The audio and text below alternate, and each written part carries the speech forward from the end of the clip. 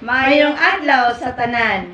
Karon lay nasab nga personal message ang among i-share kaninyo. Please watch until the end. Nakasinati ka na ba sa gugma sa Dios? Matod pa sa John 3:16, For God so loved the world that He gave His only begotten Son, that whosoever believes in Him should not perish but have an everlasting life.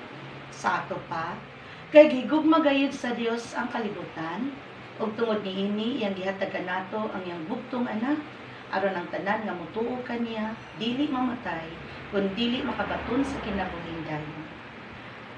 Pagkanindot sa pulong sa Ginoo nga naghatag kanato kinabuhi, nalipay kay ako niini nga mahimo kita nga mga anak sa Dios kon ato siyang dawaton sa atong kinabuhi, isip atong manluluwas ug atong hari sa atong kasing-kasing.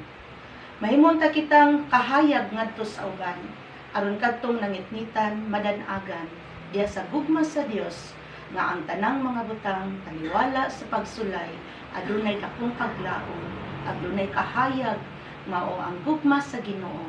Ang importante igsuon ang paghiyas tungod diha sa pagtuo kinahanglan aduna gayoy buhat kay patay ang pagtuo kung wala ang binungatan.